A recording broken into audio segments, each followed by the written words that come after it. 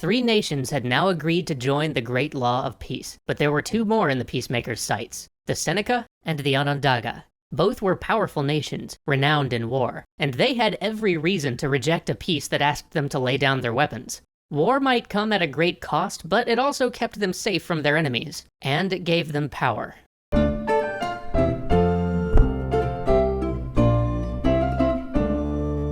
The Seneca had more warriors than any other nation, including the Onondaga. They had battled Tadodaho many times, repeatedly checking his ambition with their own. But he was far from their only enemy. They fought many wars outside the 5 nations which the Peacemaker sought to unite, and to support those wars, they frequently raided their neighbors. Many of the envoys who now followed the Peacemaker had suffered or lost loved ones in Seneca raids.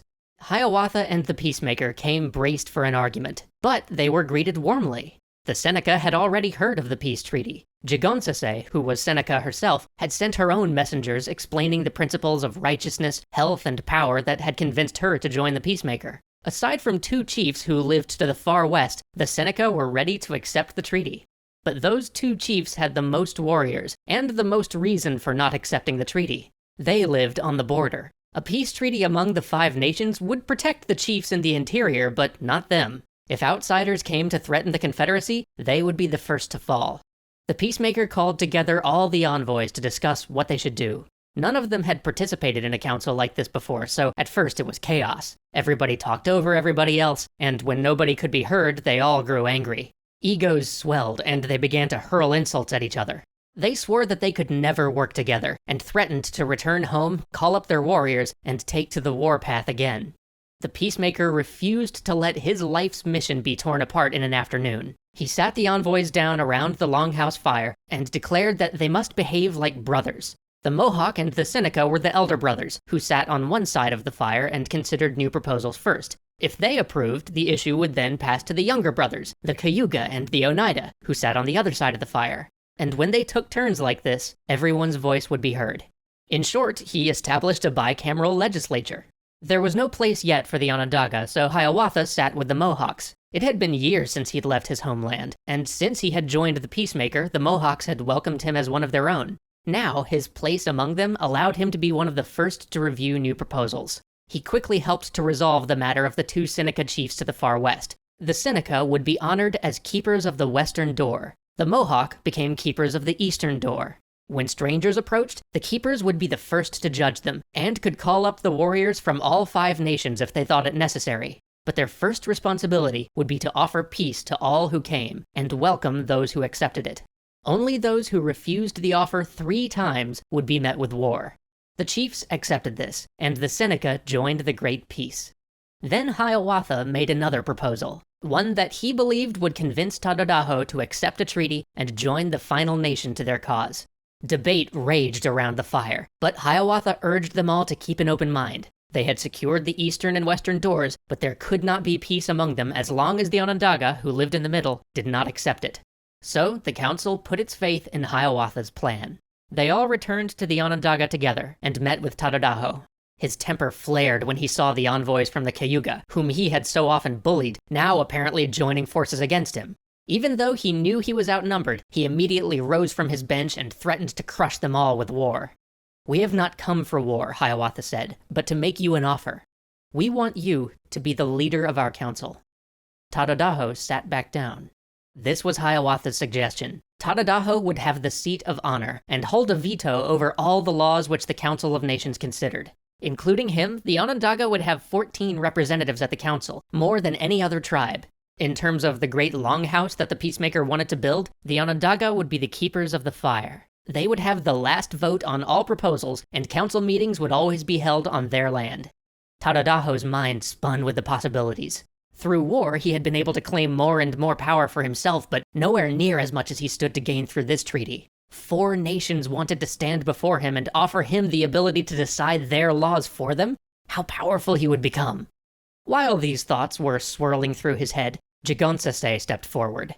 She hadn't believed that Tadodaho could be reformed, but the Peacemaker did, and she trusted the Peacemaker. Even so, she could see the evil ideas slithering through his mind, and knew that she must put a stop to them.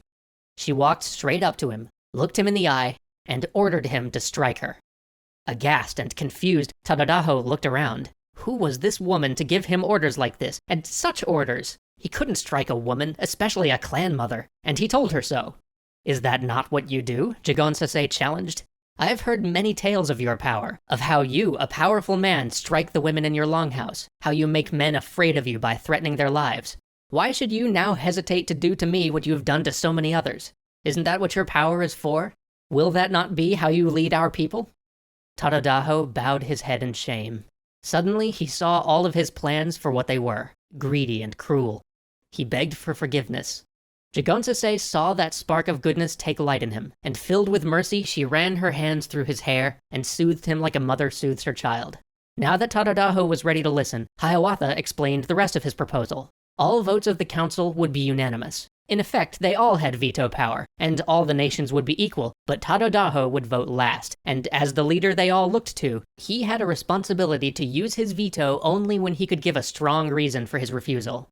Tadodaho agreed, and at last the Onondaga joined the Great Peace. All 5 nations now agreed to peace, but it remained for them to finalize the laws of their new confederacy. Jigonsaseh, with her knowledge of every nation, sat with the women's councils and decided which of the former war chiefs would now become council representatives. These men were given antlers to represent their new position, and the women who put them there received strings of Hiawatha's wampum beads, signifying the fact that whoever they might choose to sit on the council, the seat itself belonged to the women. All these representatives gathered for the first time on the shores of Onondaga Lake, where the Peacemaker awaited them. Before the meeting began, he asked one of the warriors for an arrow from his quiver. Then he held up the arrow and snapped it. See how easily this breaks, he told them.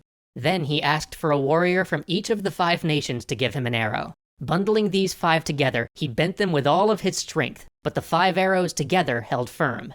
When we are united, he explained, we cannot be broken. Before they could begin the council, however, the Peacemaker insisted that all of them cast away their weapons and commit their minds to peace. He chose a white pine tree whose needles grew in bunches of 5. All the warriors uprooted the tree, buried their weapons under its roots, and then replanted it, and became lawmakers instead. An eagle came to perch on this new tree of peace, and the Peacemaker explained that it would watch over them and sound a warning if danger approached. Centuries later, men like Benjamin Franklin and George Washington would sit down with the descendants of the first Haudenosaunee Council to learn how they had governed themselves for so many generations. They studied the great law of peace, and later they adapted many of its principles into the U.S. Constitution. As a tribute, they adopted the eagle as their national symbol, and placed a bundle of 13 arrows in its claws, one for each colony of the new United States of America. But that's a story for another time. Back to Hiawatha. The council began to draft laws forged by the lessons the Peacemaker had taught them. He had always insisted that the government must function for the will of the people, so they decreed that leaders must evaluate how each new law would affect the people for 7 full generations.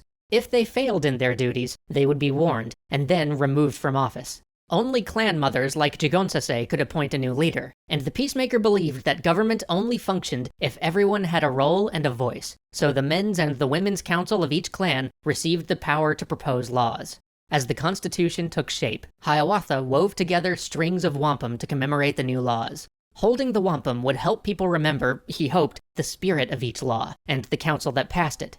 Determined to create something grander than the simple string he had given the Peacemaker at their first meeting, Hiawatha designed a broad belt that would become the symbol of the Confederacy. White lines of peace connected the 5 nations of the Confederacy, with the Onondaga at the center, represented by the Tree of Peace. Those lines extended to the edge of the belt, for he hoped that the Great Peace would extend outwards to other nations, an invitation which the Tuscarora Nation accepted in 1722. Haudenosaunee history is seldom told outside of their own traditions, but the legacy of Hiawatha remains a vibrant one. His name and the name of his fellow council members survive as titles given to the council leaders who inherited their seats, and a man called Tadodaho leads the council to this day.